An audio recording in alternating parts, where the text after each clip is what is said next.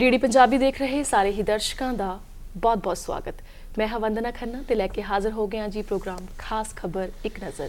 तो रोज़ की तरह अखबारों दियां खास सुर्खियां ते विचार चर्चा करने के लिए असां नाल स्टूडियो दे विच मौजूद ने सीनियर पत्रकार रविंदर सिंह रोबिन जी। आओ सब तो पहला उन्हों का स्वागत करते हैं। रविंदर जी प्रोग्राम के बहुत बहुत स्वागत। धन्यवाद जी। सो हुण खबरों का सिलसिला शुरू करते हैं। सब तो पहला असीं गल करनी हैगी है सर्द रुत इजलास की। कोविड-19 के मद्देनज़र सरकार ने इस साल संसद का सर्द रुत इजलास जिहड़ा हैगा वो फिलहाल ना करवाने का फैसला किया है। संभावना जताई जा रही है कि जनवरी के विच बजट इजलास के नाल सर्द रुत का जिहड़ा इजलास है वो शायद सद्या जा सकेगा। रविंदर जी इस खबर को किवें देखते हो, सरकार के इस फैसले को तुसीं किवें देखते हो? ये एक तरफा फैसला नहीं है। पहली गल तो है उन्होंने बाकी जिहड़ी पोलिटिकल पार्टी सीगियां उन्हां नाल राबता करके उन्हां दी राय जानन तो बाद, क्योंकि दिसंबर के महीने सरकार नूं लगता है या माहिरां दी भी राय है कि कोविड के केसिस वध सकते हैं और उस दे ध्यान च खास तौर पर दिल्ली विच लगातार वधदे भी जा रहे हैं केसिस। उन्होंने ध्यान च रखते हुए इनू मतलब अगे करने का फैसला किया होया। और ये नाल ये है कि हुण जिहड़ियां ओपोजिशन पार्टीज़ उन्होंने भी कुछ ना कुछ कहना तो उहदे विच उन्होंने कहना है कि अगले सैशन बारे उन्होंने डिटेल हाली नहीं दी गई।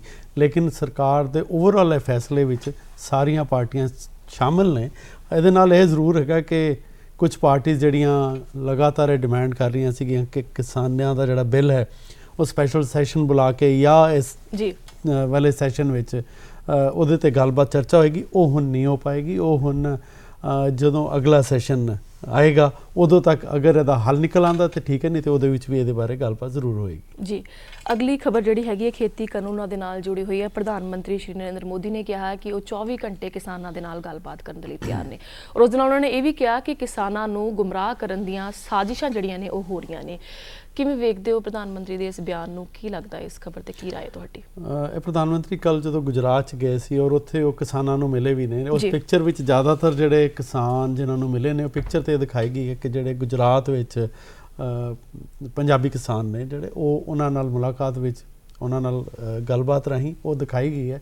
जिस प्रधानमंत्री होना दा इस अंदोलन के बारे पिछले टाइम दे विच जिहड़े भी बयान आए ने उन्हां विचों उन्हां दा इह वाला बयान जिहड़ा खास तौर पर जिहदे विच उन्हां दा कहना है कि किसानां जथेबंदियां नूं या किसानां नूं गुमराह कर रही हैं पोलिटिकल पार्टीज़ ओपोजिशन पार्टीज़ या वो तरह कर रही हैं जिहड़ियां नहीं चाहुंदियां कि भारत तरक्की ते रहे।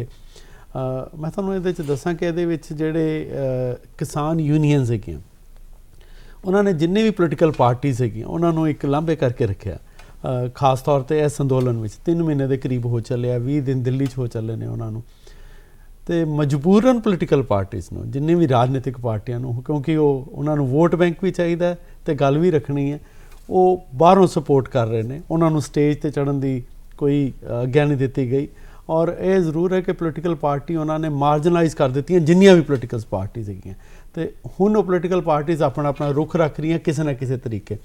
और हालांकि उन्होंने स्टेज तो नहीं, जे किसानों का धरना दिल्ली के बॉर्डर पर है तो जंतर मंतर ते कांग्रेसी आगू जिहड़े ने बैठे ने उत्थे। इस तरह ही अकाली दल ने कल 2-3 शहरों च वक्खो वक्खरे तरीके नाल अपने अपने अंदोलन किए। तो उन्हां दा अपने तरीके दे अपने अपने बयान ने जिहदे विच किसान जथेबंदियां दे जिन्ने भी उत्थे लोग ने किसी न किसी तरीके ज़्यादातर लोग कोई ना कोई पोलिटिकल पार्टी नाल संबंध जरूर रखते हैं। सो उस नज़रिए नाल प्रधानमंत्री होना दी गल दा मैं बयान उस तरीके लैना कि जरूर राजनीतिक पार्टियां अपने तौर पर उहदे विच घुसपैठ करदियां ने, भावें वो स्टेज पर नहीं चढ़ियां। तो उन्हां दा काम भी है कि ओपोजिशन करनी, ਉਹਦੇ खिलाफ बोलना भी, लेकिन जिहड़ी गल सही हो वो भी बोलनी चाहिए। हुण जिवें कल अकाली दल के प्रधान डिप्टी चीफ मिनिस्टर रहे ने जिहड़े सुखबीर सिंह बादल, उन्हां दा इस तरीके का बयान कहना कि हुण पोलिटिकल पार्टी खास तौर पर भाजपा का कि वो हिंदू सिखां विच पाड़ पाउणा चाहते हैं, बड़ा अजीब जिहा बयान लग्या। भी 23 साल तुसीं उन्हां नाल राज भाग मानिया और 23 साल तुसीं उहदे इलावा जिन्ना कुछ जे सरमाया भी बनाया तो इन्हां दिनां च ही बनाया, इन्ने टर्म च ही बनाया।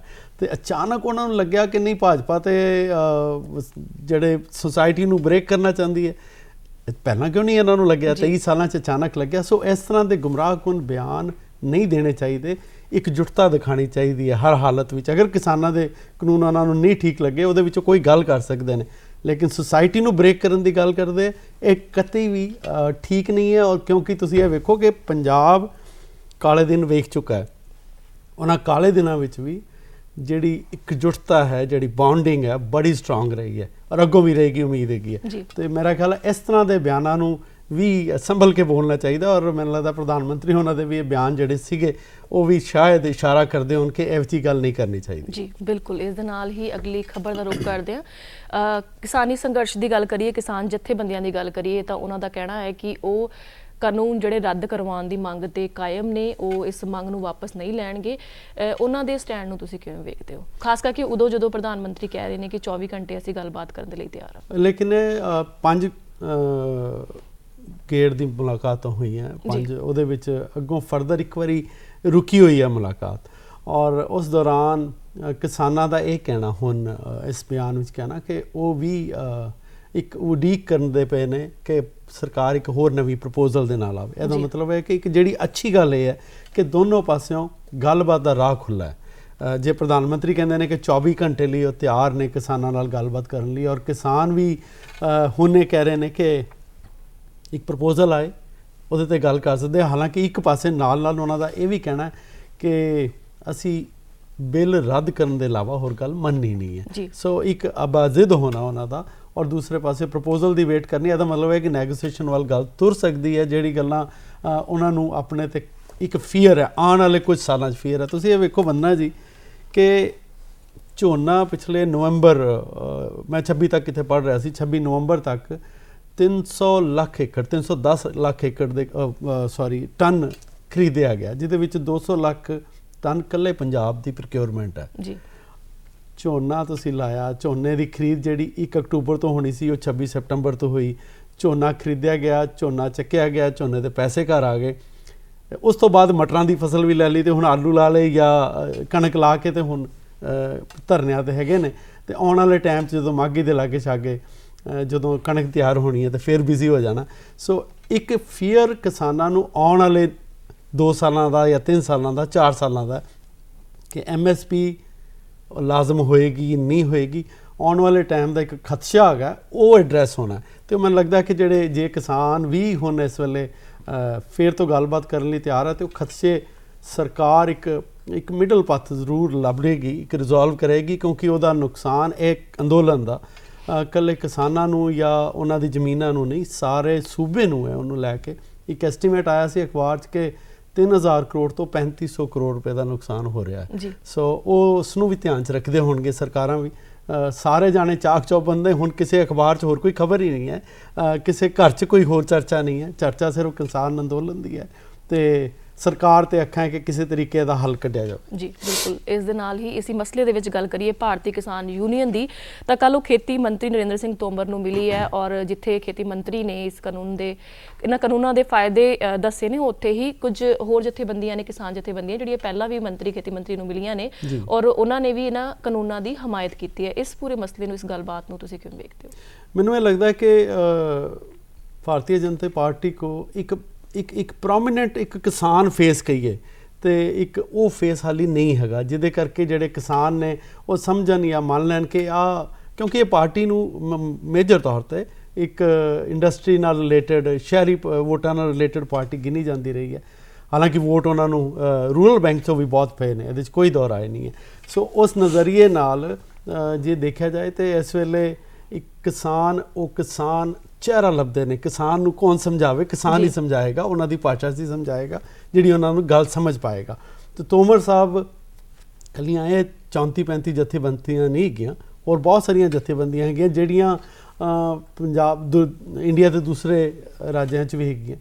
ਉਹਨਾਂ ਨੂੰ ਕਈ ਇਹਦੇ ਵਿੱਚ ਪੱਖ ਚੰਗੇ ਲੱਗ ਰਹੇ ਨੇ। ਹੋ ਸਕਦਾ ਹੈ ਜਿਹੜੇ ਕਿਸਾਨ ਬੈਠੇ ਇਹਨਾਂ ਨੂੰ ਵੀ ਕੁਝ ਚੰਗੇ ਲੱਗ ਰਹੇ ਹੋਣ ਅਤੇ ਉਹਦੇ 'ਤੇ ਗੱਲਬਾਤ ਹੋਏਗੀ। ਤੋਮਰ ਸਾਹਿਬ ਦਾ ਇਹ ਕਲੇਮ ਕਰਨਾ ਕਿ ਉਹ ਅਸਲੀ ਜਥੇਬੰਦੇ ਨੂੰ ਮਿਲਣ ਲਈ ਉਤਸਕ ਨੇ, ਅਤੇ ਮੇਰਾ ਖਿਆਲ ਹੈ ਅਸਲੀ ਨਕਲੀ ਦੇ ਭੇਦ ਨੂੰ ਛੱਡ ਕੇ ਕਿਸਾਨ ਜਥੇਬੰਦੀਆਂ ਜਿੰਨੀਆਂ ਵੀ ਹੈ ਉਹਨਾਂ ਨੂੰ ਸਾਹਮਣੇ ਬਿਠਾ ਕੇ ਜੋ ਗੱਲਬਾਤ ਚੱਲ ਰਹੀ ਹੈ, ਗੱਲਬਾਤ ਰਾਹੀਂ ਗੱਲ ਮੁਕਾਉਣੀ ਚਾਹੀਦੀ ਹੈ। ਅਸਲੀ ਨਕਲੀ ਆਮਣੇ ਸਾਹਮਣੇ ਸਭ ਕਲੀਅਰ ਹੋ ਜਾਏਗਾ ਜਦੋਂ ਇੱਕ ਵਾਰੀ ਬੈਠਣਗੇ, ਉਹਦੇ ਵਿੱਚ ਮੁੱਦੇ ਵੀ ਨਾਲ ਡਿਸਕਸ ਹੋਣਗੇ। ਜੀ ਬਿਲਕੁਲ।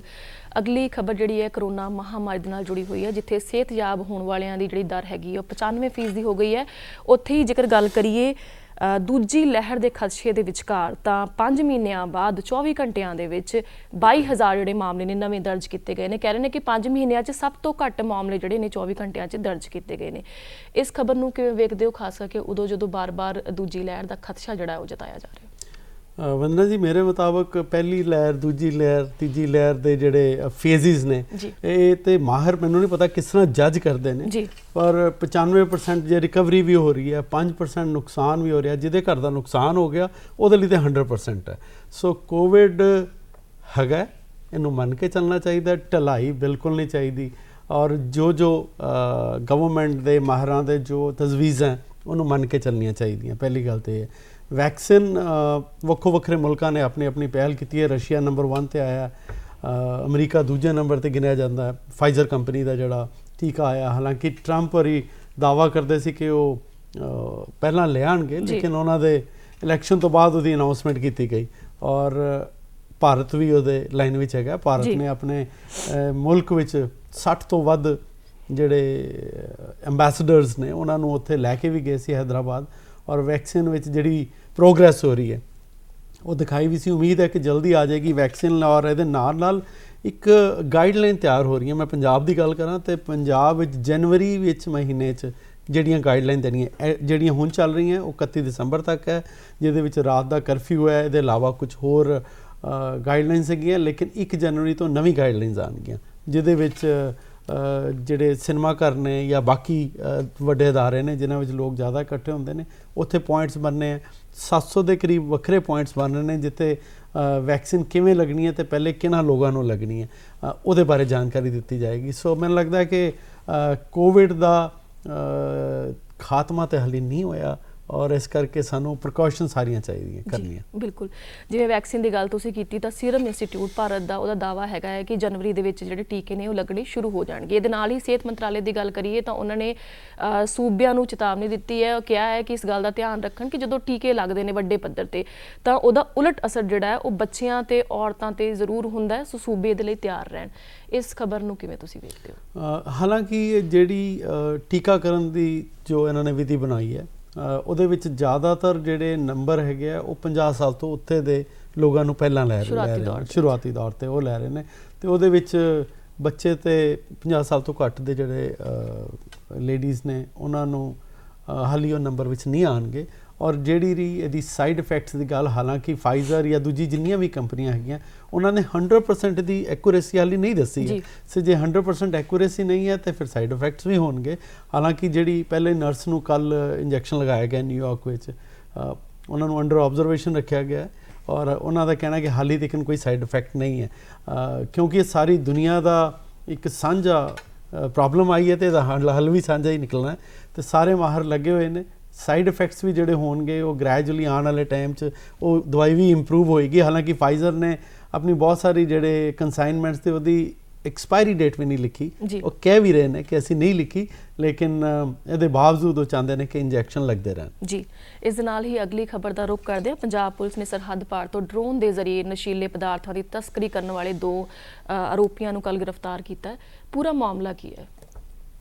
ਪਿਛਲੇ ਕੁਝ ਸਮਾਂ ਤੋਂ ਨਵੀਂ ਟੈਕਨੋਲੋਜੀ ਦੀ ਅਡੋਪਸ਼ਨ ਇਹਨਾਂ ਨੇ ਕੀਤੀ ਹੈ ਸਮਗਲਰਸ ਨੇ, ਔਰ ਸਮਗਲਰਸ ਦੇ ਨਾਲ ਦੂਜੇ ਲੋਕ ਵੀ ਕਈ ਵਾਰੀ ਰਲ ਜਾਂਦੇ ਨੇ ਜਿਹੜੇ ਐਂਟੀ ਇੰਡੀਆ ਐਕਟੀਵਿਟੀਜ਼ ਨੇ। ਉਹਨੇ ਇਸ ਖਾਸ ਤੌਰ 'ਤੇ ਜਿਹੜੀ ਇਹ ਖਬਰ ਹੈਗੀ ਹੈ, ਜਿਹੜੇ ਡਰੋਨ ਫੜਿਆ ਗਿਆ ਉਹਨਾਂ ਦੀ ਤਾਰਾਂ ਜਿਹੜੇ ਸਮਗਲਰ ਆਲਰੇਡੀ ਜੇਲ੍ਹ ਦੇ ਅੰਦਰ ਬੈਠੇ ਹੈ ਔਰ ਉਹਨਾਂ ਨਾਲ ਜੁੜਦੀਆਂ। ਔਰ ਉਹ ਇਨਵੈਸਟੀਗੇਸ਼ਨ 'ਚ ਆਇਆ ਕਿ ਉਹ ਜਿਹੜੇ ਜੇਲ੍ਹ ਦੇ ਅੰਦਰ ਬੈਠੇ ਸਮਗਲਰਸ ਨੇ ਉਹ ਇੰਸਟਰਕਸ਼ਨ ਦੇ ਰਹੇ ਨੇ, ਉਹ ਪੈਸੇ ਮੁਹੱਈਆ ਕਰਾ ਰਹੇ ਨੇ ਕਿ ਤੁਸੀਂ ਡਰੋਨ ਇੱਥੋਂ ਲੈ ਕੇ ਆਓ, ਫਲਾਣੀ ਜਗ੍ਹਾ ਤੋਂ ਲੈ ਕੇ ਆਓ, ਔਰ ਕਿਹੜੇ ਸਮਗਲਰਸ ਨਾਲ ਗੱਲ ਕਰਨੀ ਹੈ। ਪਰ ਇੰਟੈਲੀਜੈਂਸ ਏਜੰਸੀਜ਼ ਅਤੇ ਪੁਲਿਸ ਦੀ ਬਹੁਤ ਵੱਡੀ ਕਾਮਯਾਬੀ ਵੀ ਹੈ, ਉਹਨਾਂ ਨੇ ਇੰਟਰਸੈਪਟ ਕੀਤਾ, ਫੜਿਆ ਇਹਨਾਂ ਲੋਕਾਂ ਨੂੰ।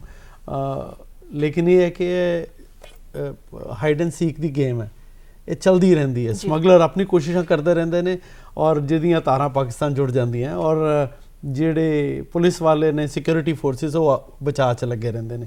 ਇਹ ਉਹਨਾਂ ਨੇ ਡਰੋਨ ਦੇ ਇਸਤੇਮਾਲ ਵਿੱਚ ਜਿਸ ਤਰੀਕੇ, ਹਾਲਾਂਕਿ ਪਾਬੰਦੀਆਂ ਲੱਗੀਆਂ ਬਹੁਤ ਸਾਰੀਆਂ ਕਿ ਬਾਰਡਰ ਏਰੀਏ ਵਿੱਚ ਡਰੋਨ ਨਹੀਂ ਉਡਾਉਣਾ ਜਾਂ ਲੈਣਾ ਅਤੇ ਉਹਦੀ ਪਰਮਿਸ਼ਨ ਦੇ ਨਾਲ ਹੋਣਾ। ਸ਼ਾਇਦ ਇਹਦੇ 'ਤੇ ਹੋਰ ਆਉਣ ਵਾਲੇ ਟਾਈਮ 'ਚ ਸਖਤੀਆਂ ਹੋਣ ਕਿ ਡਰੋਨ ਜੇ ਖਰੀਦਣਾ ਵੀ ਹੈ ਤੇ ਉਹਦੇ ਲਈ ਵੀ ਕੀ ਕੁਝ ਹੋਰ ਪ੍ਰੀਕਾਸ਼ਨਸ ਲੈਣੀਆਂ ਚਾਹੀਦੀਆਂ, ਇਹ ਮੈਨੂੰ ਲੱਗਦਾ ਆਉਣ ਵਾਲੇ ਟਾਈਮ 'ਚ ਹੋਣਗੀਆਂ। ਬਾਕੀ ਜਿਹੜੀਆਂ ਇਹ ਗੱਲਾਂ ਕਿ ਜੇਲ੍ਹ ਦੇ ਅੰਦਰ ਬਹਿ ਕੇ ਸਮਗਲਰਸ ਹਾਲੇ ਵੀ ਐਕਟਿਵ ਨੇ, ਇਹ ਚਿੰਤਾਜਨਕ ਹੈ। ਜੀ ਬਿਲਕੁਲ।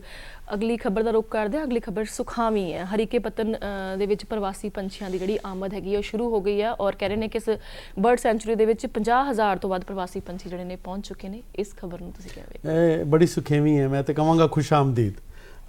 ਪ੍ਰਾਹੁਣੇ ਜਿਹੜੇ ਸਾਈਬੇਰੀਆ ਤੋਂ, ਸੱਤ ਸਮੁੰਦਰ ਪਾਰ ਤੋਂ, ਬਹੁਤ ਵੱਡੇ ਦੂਰੋਂ ਦੁਰਾਡੇ ਮੁਲਕਾਂ ਤੋਂ, ਇਹ ਗਿਣਤੀ ਜਦੋਂ ਭਰ ਸਰਦੀ ਹੋ ਜਾਂਦੀ ਹੈ, ਫੋਗ ਪੂਰੀ ਆ ਜਾਂਦੀ ਹੈ, ਤੇ ਫਿਰ ਇਹ ਗਿਣਤੀ 1.5 ਲੱਖ ਤੋਂ ਉੱਤੇ ਪਹੁੰਚ ਜਾਂਦੀ ਹੈ। ਕੋਈ 80 ਕਿਲੋਮੀਟਰ ਵਰਗ ਕਿਲੋਮੀਟਰ ਤੋਂ ਵੱਧ ਏਰੀਏ 'ਚ ਹਰੀਕੇ ਪੱਤਨ ਵੈਟਲੈਂਡ ਜਿਹੜੀ ਪੱਟੀ ਤਰਨਤਾਰਨ ਫਿਰੋਜ਼ਪੁਰ ਸਰਹੱਦ ਨੂੰ ਮਿਲਦੀ ਹੈ, ਉਹਦੇ ਬਹੁਤ ਸੋਹਣੇ ਔਰ ਜਿਹੜੇ ਪਰਿੰਦੇ ਆਉਂਦੇ ਨੇ, ਉਹ ਆਪਣਾ ਘਰ ਇੱਥੇ ਬਣਾਉਂਦੇ ਨੇ ਕੁਝ ਚਿਰ ਲਈ।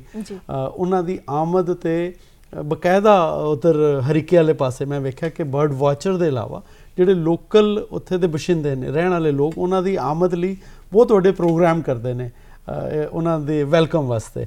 ਮੇਰਾ ਖਿਆਲ ਹੈ ਕਿ ਕੋਵਿਡ ਕਰਕੇ ਉਹ ਸ਼ਾਇਦ ਉਹਨਾਂ ਦਾ ਸੰਗੜ ਗਿਆ ਲੋਕਾਂ ਦਾ ਇਕੱਠਾ ਹੋਣਾ, ਲੇਕਿਨ ਉਹਨਾਂ ਨੂੰ ਉੱਥੇ ਵੈਲਕਮ ਕਰਦੇ ਨੇ। ਇਹਦੇ ਇਲਾਵਾ ਬਹੁਤ ਸਾਰੇ ਦੂਰੋਂ ਲੋਕ ਬਰਡ ਵਾਚਰਸ ਆਉਂਦੇ ਨੇ, ਉੱਥੇ ਇੰਤਜ਼ਾਮ ਹੈਗੇ ਨੇ। ਇੱਕ ਵਾਰੀ ਬੱਸ ਚਲਾਈ ਸੀ ਪਾਣੀ ਵਾਲੀ, ਉਹ ਪਾਣੀ 'ਚ ਰਹਿ ਗਈ, ਉਹ ਵੱਖਰੀ ਗੱਲ ਹੈ, ਲੇਕਿਨ ਜਿਹੜੇ ਬਰਡ ਵਾਚਰਸ ਨੇ ਉਹਨਾਂ ਲਈ ਹੁਣ ਪੰਜਾਬ ਗੌਰਮੈਂਟ ਨੇ ਕਿਹਾ ਕਿ ਉਹ ਖੋਲ੍ਹਣਗੇ ਹੋਰ ਜਿਹੜੇ ਵੀ ਉੱਥੇ ਬੋਟ ਲਈ ਜਾਣਾ ਹੈ ਜਾਂ ਉੱਥੇ ਗਾਈਡ ਹੈਗੇ ਨੇ, ਤੇ ਉਹ ਬਰਡਸ ਨੂੰ ਦੇਖ ਸਕਦੇ ਨੇ।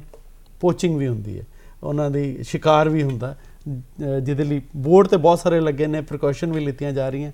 ਲੇਕਿਨ ਮੇਰਾ ਖਿਆਲ ਹੈ ਕਿ ਉੱਥੇ ਦੇ ਜਿਹੜੇ ਆਮ ਬਛਿੰਦੇ ਨੇ ਉਹ ਵੀ ਬਹੁਤ ਹੈਲਪ ਕਰਦੇ ਨੇ ਕਿ ਇਹ ਨਾ ਹੋਵੇ ਜੀ। ਪਰ ਜਿਹੜੇ ਸ਼ਿਕਾਰੀ ਉਹ ਆਪਣਾ ਕੰਮ ਕਰਦੇ ਨੇ, ਜਿਹੜੇ ਨਹੀਂ ਕਰਨਾ ਚਾਹੀਦਾ। ਇਹ ਸਾਡੇ ਮਹਿਮਾਨ ਨੇ ਔਰ ਇਹਨਾਂ ਨੂੰ ਮਹਿਮਾਨ ਨਵਾਜ਼ੀ ਪੂਰੀ ਦੇਣੀ ਵੀ ਚਾਹੀਦੀ ਹੈ ਜੀ। ਬਿਲਕੁਲ। ਇਸ ਦੇ ਨਾਲ ਹੀ ਮੌਸਮ ਦੀ ਗੱਲ ਕਰੀਏ ਤਾਂ ਧੁੰਦ ਜਿਹੜੀ ਉਹ ਪੈਣੀ ਸ਼ੁਰੂ ਹੋ ਗਈ ਹੈ ਔਰ ਇਸ ਦੇ ਨਾਲ ਹੀ ਸ਼ੁਰੂ ਹੋ ਗਿਆ ਸਿਲਸਿਲਾ ਦੁਰਘਟਨਾਵਾਂ ਦਾ। ਲੋਕਾਂ ਨੂੰ ਕਿੰਨਾਂ ਚੀਜ਼ਾਂ ਦਾ ਖਾਸ ਖਿਆਲ ਰੱਖਣਾ ਚਾਹੀਦਾ? ਹਾਲਾਂਕਿ ਹਰ ਵਾਰ ਜਿਹੜਾ ਹੈ ਉਹ ਜਦੋਂ ਧੁੰਦ ਪੈਣੀ ਸ਼ੁਰੂ ਹੁੰਦੀ ਹੈ ਬਹੁਤ ਸਾਰੇ ਐਕਸੀਡੈਂਟਸ ਵੀ ਹੁੰਦੇ ਨੇ, ਪਰ ਕੀ ਲੋਕ ਖਿਆਲ ਨਹੀਂ ਰੱਖਦੇ, ਘੱਟ ਰੱਖਦੇ ਨੇ ਕਿ ਹਰ ਵਾਰ ਸਿਲਸਿਲਾ ਇਸੇ ਤਰ੍ਹਾਂ ਚੱਲਦਾ ਰਹਿੰਦਾ? ਨਹੀਂ, ਅੱਗੇ ਨਾਲੋਂ ਤਾਂ ਬਹੁਤ ਫ਼ਰਕ ਪਿਆ ਵੀ ਹੈ। ਟ੍ਰੈਫਿਕ ਦਾ ਵੀ ਫ਼ਰਕ ਹੈ, ਕੁਝ ਕੋਵਿਡ ਕਰਕੇ ਵੀ ਟ੍ਰੈਫਿਕ ਦਾ ਫ਼ਰਕ ਹੈ। ਹਾਲਾਂਕਿ ਜਿਹੜੇ ਮੌਸਮ ਵਿਭਾਗ ਹੈ ਉਹ ਲਗਾਤਾਰ ਜਾਣਕਾਰੀਆਂ ਵੀ ਦਿੰਦਾ ਰਹਿੰਦਾ। ਮੈਨੂੰ ਯਾਦ ਹੈ ਕਿ ਅੱਜ ਤੋਂ 15 ਸਾਲ 16 ਸਾਲ ਪਹਿਲਾਂ ਜਦੋਂ ਮੈਂ ਇੱਥੇ ਦੂਰਦਰਸ਼ਨ 'ਚ ਆਉਂਦਾ ਹੁੰਦਾ ਸੀਗਾ, ਤੇ ਉਦੋਂ ਸਿੰਗਲ ਰੋਡ ਹੁੰਦੀ ਸੀ ਅੰਮ੍ਰਿਤਸਰ ਤੇ ਇੱਥੇ ਦੀ, ਤੇ ਉਸ ਸਿੰਗਲ ਰੋਡ ਤੇ ਬਹੁਤ ਸਾਰੇ ਐਕਸੀਡੈਂਟ ਵੀ ਅਨਫੋਰਚੂਨੇਟਲੀ ਦੇਖਣ ਨੂੰ ਮਿਲਦੇ ਸੀਗੇ। ਹੁਣ ਰੋਡਸ ਡਬਲ ਹੋ ਚੁੱਕੀਆਂ, ਪ੍ਰੀਕਾਸ਼ਨਸ ਉੱਥੇ ਗਾਈਡਲਾਈਨਸ ਹੈਗੀਆਂ, ਰਿਫਲੈਕਟਰਸ ਲੱਗੇ ਹੋਏ ਨੇ, ਲੇਕਿਨ ਹਜੇ ਵੀ ਕੋਈ ਨਾ ਕੋਈ ਟਰਾਲੀ ਲੱਭ ਜਾਂਦੀ ਹੈ ਜਿਹਦੇ ਪਿੱਛੇ ਰਿਫਲੈਕਟਰ ਨਹੀਂ ਲੱਗਾ ਜਾਂ ਟੇਲ ਲਾਈਟ ਨਹੀਂ ਜਗ ਰਹੀ। ਉਹ ਚੀਜ਼ਾਂ ਦਾ ਖਾਸ ਤੌਰ ਤੇ ਧਿਆਨ ਚਾਹੀਦਾ। ਵਿਜ਼ਿਬਿਲਿਟੀ 200 ਤੋਂ 300 ਮੀਟਰ ਤੱਕ ਹੈਗੀ ਹੈ, ਸੋ ਜਿੰਨੀ ਕੁ ਹੋ ਸਕੇ, ਜਿੰਨੀ ਕੁ ਇਹਤਿਆਤ ਵਰਤੇ ਜਾ ਸਕਣ ਵਰਤਣੇ ਚਾਹੀਦੇ ਵੀ ਨੇ। ਔਰ ਇਹ ਤੇ ਕੁਦਰਤ ਦਾ ਕ੍ਰਿਸ਼ਮਾ ਹੈ ਔਰ ਉਸ ਨੂੰ ਕੁਦਰਤ ਦੇ ਨਿਯਮਾਂ ਦੇ ਅਨੁਸਾਰ ਹੀ ਚੱਲਿਆ ਜਾਵੇ ਤਾਂ ਜ਼ਿਆਦਾ ਅੱਛਾ ਹੈ। ਸਪੀਡ ਦਾ ਸ਼ਾਇਦ ਖਾਸ ਖਿਆਲ ਰੱਖਣਾ ਚਾਹੀਦਾ ਹੈ ਇਸ ਸ਼ਾਇਦ ਪੱਕਾ ਹੀ ਸਪੀਡ ਵੀ, ਔਰ ਇਹਦੇ ਇਲਾਵਾ ਫੋਗ ਲਾਈਟਸ ਹੈਗੀਆਂ ਔਰ ਜਿੰਨੀਆਂ ਵੀ ਟ੍ਰੈਫਿਕ ਦੀਆਂ ਗਾਈਡਲਾਈਨਸ ਹੈਗੀਆਂ ਉਹਨੂੰ ਓਬੇ ਕਰਨੀਆਂ ਚਾਹੀਦੀਆਂ ਔਰ ਕੋਸ਼ਿਸ਼ ਕੀਤੀ ਜਾਣੀ ਚਾਹੀਦੀ ਹੈ ਕਿ ਜਿੱਥੇ ਬਹੁਤ ਜ਼ਰੂਰੀ ਹੈ ਉੱਥੇ ਹੀ ਜਾਣਾ ਚਾਹੀਦਾ। ਅਗਰ ਜ਼ਿਆਦਾ ਧੁੰਦ ਹੋਵੇ ਤਾਂ ਜਿੰਨਾ ਕੁ ਟਰੈਵਲ ਅਵੋਇਡ ਕੀਤਾ ਜਾ ਸਕੇ ਉਹਨੂੰ ਕਰਨਾ ਵੀ ਚਾਹੀਦਾ ਜੀ। ਸੋ ਇਸ ਦੇ ਨਾਲ ਹੀ ਖਬਰਾਂ ਦਾ ਸਿਲਸਿਲਾ ਜਿਹੜਾ ਉਹ ਇੱਥੇ ਹੀ ਸਮਾਪਤ ਕਰਦੇ ਹਾਂ। ਪ੍ਰੋਗਰਾਮ ਖਾਸ ਖਬਰ ਇੱਕ ਨਜ਼ਰ ਨੂੰ ਸਮੇਟਣ ਦਾ ਸਮਾਂ ਹੋ ਗਿਆ। ਰੋਬਿਨ ਜੀ ਪ੍ਰੋਗਰਾਮ ਦੇ ਵਿੱਚ ਆਉਣ ਦੇ ਲਈ ਸਾਰੀ ਜਾਣਕਾਰੀ ਸਾਂਝੀ ਕਰਨ ਲਈ ਤੁਹਾਡਾ ਬਹੁਤ ਬਹੁਤ ਸ਼ੁਕਰੀਆ। ਤੇ ਇਸ ਦੇ ਨਾਲ ਹੀ ਮੈਨੂੰ ਵੰਦਨਾ ਖੰਨਾ ਨੂੰ ਤੇ ਸਾਡੇ ਮਾਹਿਰ ਮਹਿਮਾਨ ਰਵਿੰਦਰ ਸਿੰਘ ਰੋਬਿਨ ਜੀ ਨੂੰ ਦਿਓ ਇਜਾਜ਼ਤ। ਧੰਨਵਾਦ।